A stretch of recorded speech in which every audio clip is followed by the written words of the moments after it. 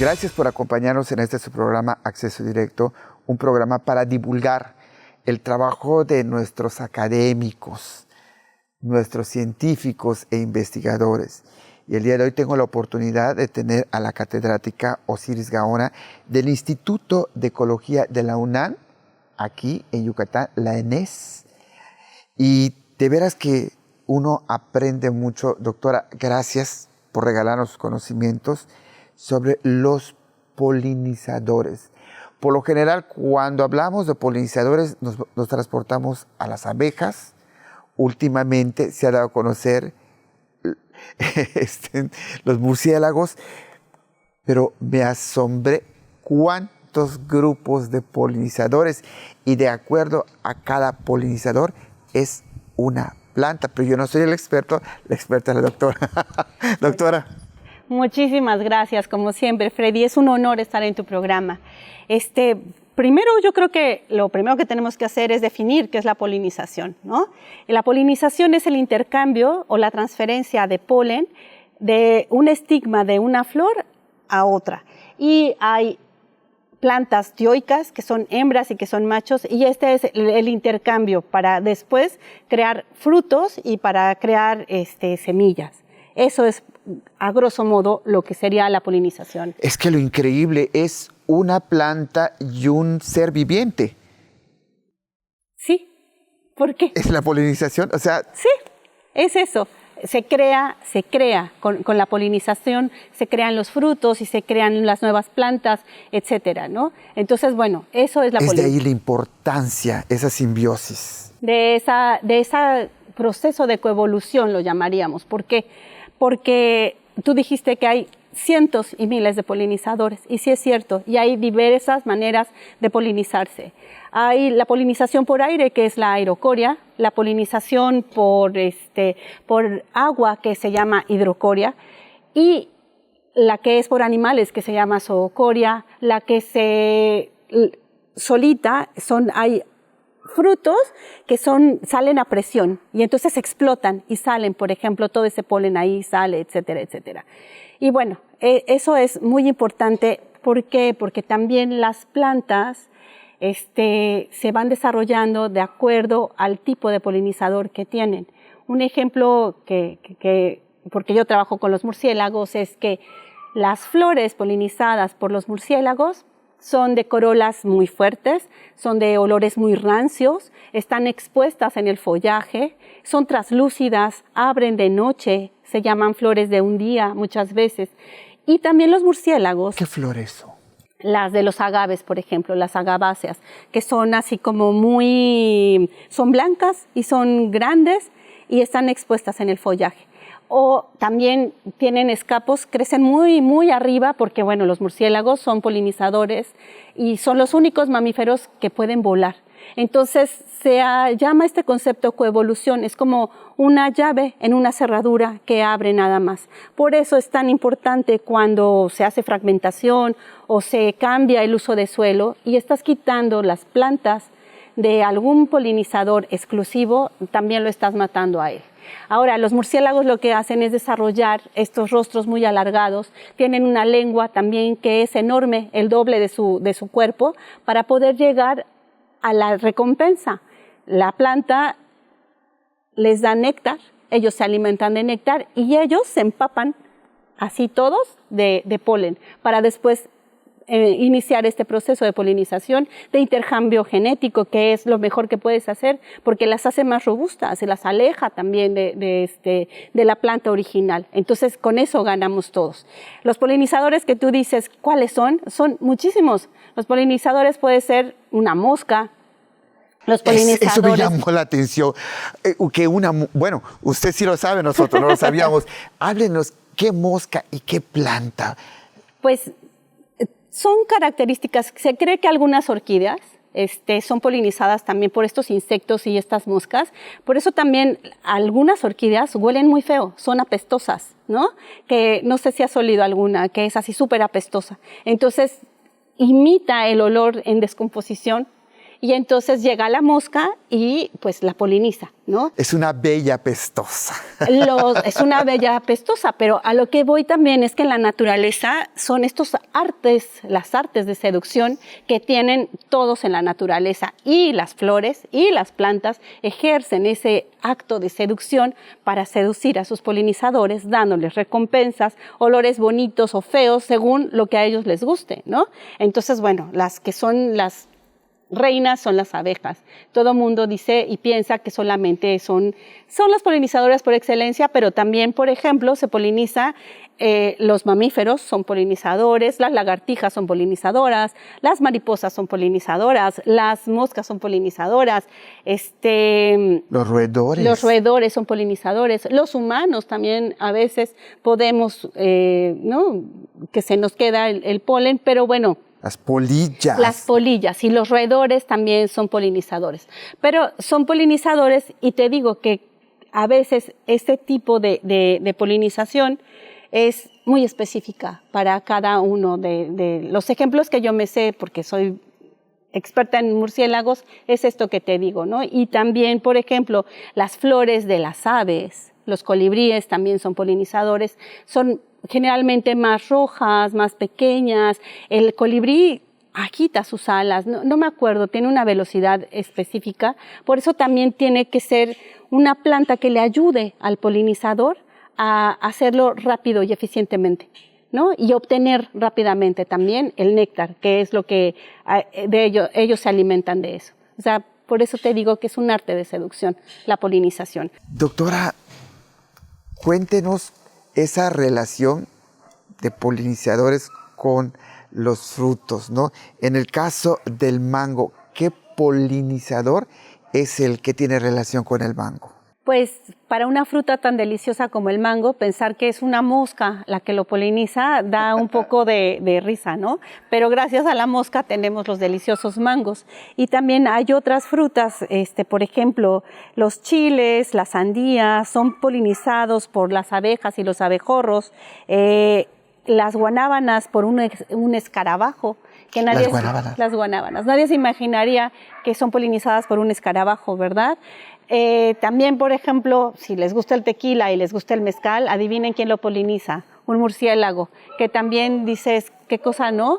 Algo tan delicioso, a la gente a veces no les gustan los murciélagos, pero gracias a ellos también tenemos mezcal y tequila. Y bueno, la miel, ¿no? que obtenemos, que además es asqueroso porque es la baba de las abejas. Bueno, eso ya es otro producto, pero muchas abejas polinizan también la salvia, habíamos dicho, y otras. El chocolate. Y el chocolate es por la mosquilla. Es un insecto también, ¿no? Nos damos cuenta que hay muchos insectos que están especializados para polinizar estas cosas.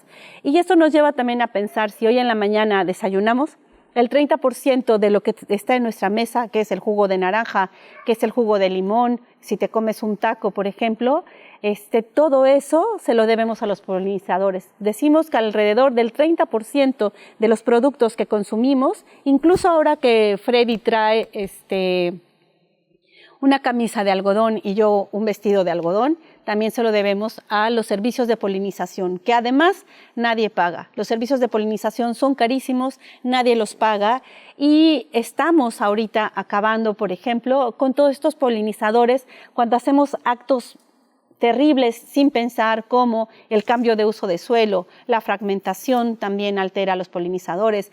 Cuando estamos utilizando pesticidas y herbicidas, también estamos afectando a nuestros polinizadores. Se cree que solamente en Estados Unidos, del 4 a 6 millones de dólares cada año, se calcula el servicio de polinización, y nadie paga por este servicio. Entonces, cada vez que nosotros tengamos la oportunidad para acordarnos de si vemos una mosca o si está una salvia floreando, cuidémosla, porque nos los estamos acabando, Freddy, a nuestros polinizadores. Es increíble el servicio que nos dan los polinizadores, ¿no? También usted nos decía, ¿no? Nos recordaba, por ejemplo, la naranja, es un servicio que, o sea, nace de la polinización. Sí. El café, fresa, chocolate, nuez de la India, el frijol, aguacate. Todo lo que, el 30% de las cosas consumibles se las debemos al servicio de la polinización. Se cree que existen 100,000 especies de animales polinizadores. Imagínate esta cifra, 100,000 especies de animales polinizadores. Y entre ellos están las abejas, las avispas, las hormigas, los escarabajos, las mariposas, las polillas, las aves, los murciélagos y un sinnúmero también de polinizadores. Si solamente son 100,000, imagínate todos los animales que están polinizando. Y bueno, es un servicio, como repito, que es un servicio muy caro. Si te gustan las sábanas de algodón, también se lo debes a la polinización. Y nadie sabe de dónde vienen. A mí me encanta también decirles, ¿no? Vivimos en una era que ya es tan trivial llegar y abrir el grifo de agua o sacar del refrigerador pues la leche y servirte, ¿no? Y no sabemos de dónde sale todo eso. Eso se lo debemos a la naturaleza. El que nos alimentemos se lo debemos a la naturaleza, a los polinizadores, el que tengamos agua, a los ciclos biológicos. Y todo esto se está perdiendo. Yo siempre digo que los humanos nos estamos quedando solos, pero porque nosotros lo estamos provocando. Nos sentimos tan solos y somos tan egoístas que creemos que podríamos sobrevivir sin la naturaleza, sin los animales. Y estamos en un error gravísimo, gravísimo. Todos los servicios ambientales son maravillosos y la polinización es uno. Es increíble todo el servicio que nos da. Sí, la polinización es la madre de nuestra alimentación también, ¿eh? Sin esto no podríamos estar comiendo. Imagínate, pues no sé, no tener mangos, no tener frijoles en México, no tener chiles, ¿no? Que es la base de la alimentación en México. Pero pues en todo el mundo tienen su base de alimentación, el trigo, el arroz, etcétera. Se debe a estos polinizadores. Que hay que cuidar mucho. Que tenemos que cuidarlos porque nos estamos quedando sin polinizadores. Y entonces se vuelve más caro el servicio, porque si lo haces manual, entonces imagínate cómo se incrementa todo esto, ¿no? Y los pesticidas dan al traste con, pues con los polinizadores también. Y herbicidas, pesticidas, todas las cosas que le ponen ahora para ser más eficiente, a veces en lugar de ayudar, nos están perjudicando muchísimo. Otra cosa que también se sabe, que hay mucha gente que pone estas cosas para atraer colibríes y que les ponen azúcar y colorantes. Eso por un lado no es muy bueno, porque entonces lo que estás haciendo es que le das la recompensa muy fácil al polinizador y entonces evita hacer esta otra cosa de polinizar realmente claro. Las flores, ¿no? Mejor pónganles agua solita, ¿no? Para cuando en época de secas o en época que hace un calor infame, es mejor ayudar a estos polinizadores poniendo agua y no poniendo azúcar, que además ni siquiera sabes, ¿no? También si está contaminada y los efectos que pueda tener. Es una buena recomendación esta de hacer eso. ¿Nos podría recordar plantas y frutas de México para el mundo que se necesita de estos grandes polinizadores? Pues habíamos dicho que México es un país megadiverso y de México hacia el mundo está la vainilla, que es endémica, el jitomate, el maíz, el limón. Imagínense la vida sin una pasta a la boloñesa y bueno, es el jitomate que es de México y que se va hacia el mundo, la vainilla también, el helado de vainilla que todo mundo tiene un postre sin el helado de vainilla no sería nunca lo mismo, igual que el maíz. Entonces, México ha dado al mundo todos estos alimentos y también se deben a un polinizador. Entonces, habrá que cuidarlos. ¿Y qué hacer? ¿Qué hacer para todo esto? Yo creo que esto que hace Freddy es una maravilla, porque la ciencia no solamente son palabras rimbombantes que nadie entienda. Creo que el hacer conciencia sobre estos pequeños temas o grandes temas nos sirven mucho. Hay que estar informado, hay que hacer educación ambiental, la divulgación de la ciencia, sensibilizar al público, ¿no? En general, que aprenda que no estamos solos en el mundo y que tenemos que cuidar lo que nos rodea para poder seguir viviendo aquí, porque realmente creo que la extinción y este paso que se conoce ahora como el antropocentrismo hemos hecho mucho daño a nuestro planeta.